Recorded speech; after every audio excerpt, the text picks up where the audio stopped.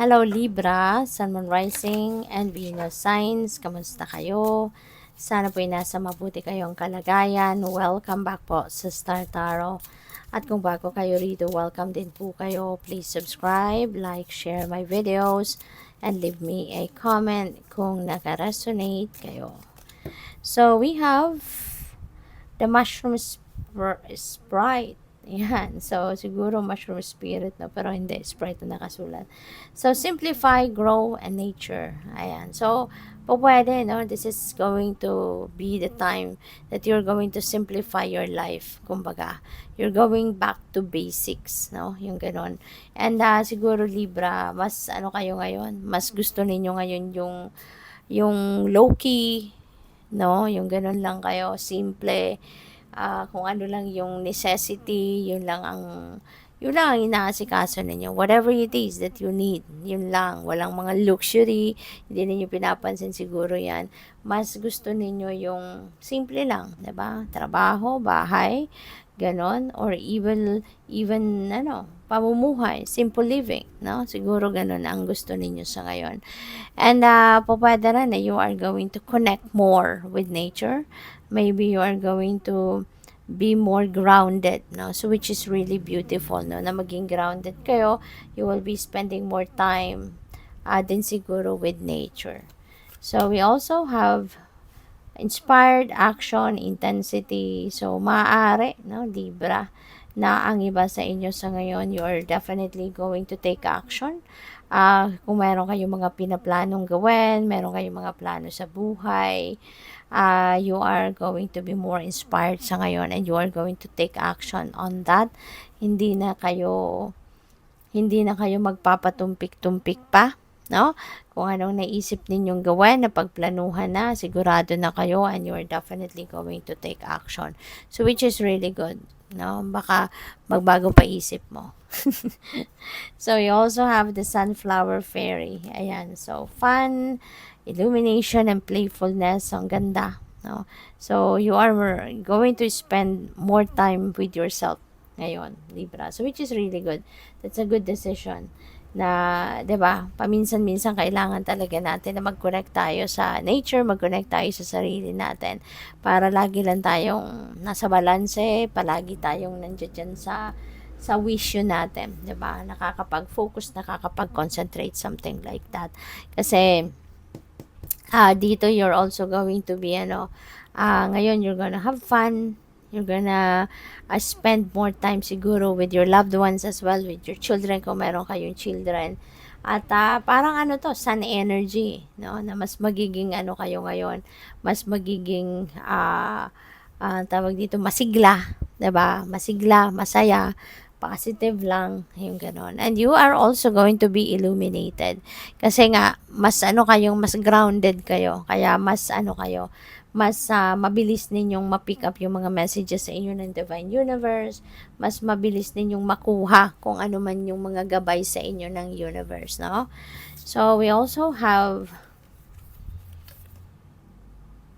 White Swan. Ayan, renewal, grace, creation. So, pwedeng merong bagong ganap, no, na gagawin kayo. Meron kayong bagong situation, maaaring meron kayong bagong chapter in your life, no, na gagawin at this time. And siguro magkakaroon kayo din ng bagong routine, ano? Baka you're going to practice new routine in your life, you're going to practice new way of living, o pwedeng ganun, mas simpler talaga siguro, no? Ngayon, baka magbabago kayo ng lifestyle, parang ganun, no? Yun ang napipick up ko dyan. So, good luck sa'yo.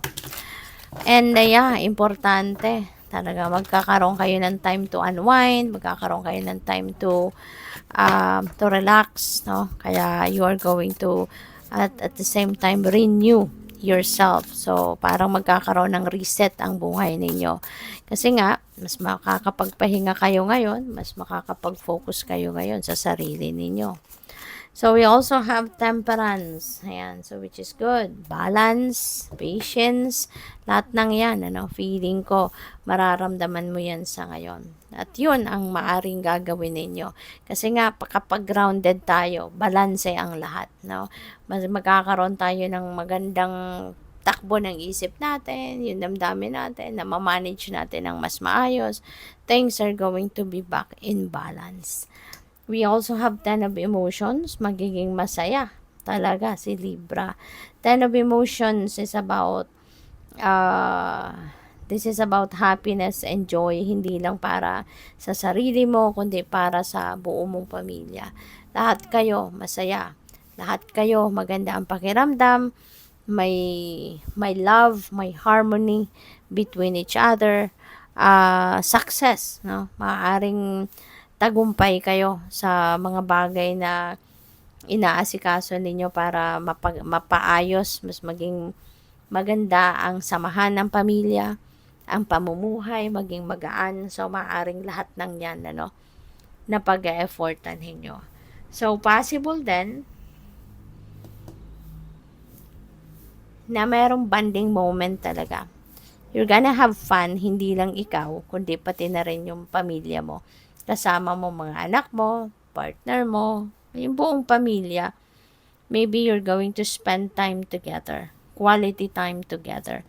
Pwedeng merong mga bonding moment dito, satisfaction, fulfillment, happiness, nandiyan dyan. Kaya maswerte kayo ngayon. Sobrang swerte. We have the star energy. Meron talaga siguro mga wishes dito na nag-come to fruition na. May mga wishes dito na nangyari na, nabigay na sa inyo ng Divine Universe, Or pwedeng meron pang paparating. Paharing meron na kayong nakuha at meron pa kayong paparating. Meron pang ibibigay sa'yo ang universe, Maaaring personal naman ito. Kung dito kasi sa 10 of emotions, pwedeng nakuha na din ng pamilya mo dito kung ano yung wish ninyo para sa inyong lahat. Si Star, this could be on a personal level. Baka yung wish mo naman ito na para sa sarili mo yung ibibigay sa'yo. So, this is also about new beginning. This is creation. So, definitely, meron kayong bagong ganap na gagawin dito. Meron kayong bagong sitwasyon na sisimulan. And if this message resonates with you, kayo lang dyan ang nakakaalam kung ano yan, So, good luck sa'yo. Thank you for watching. Love and light. Namaste.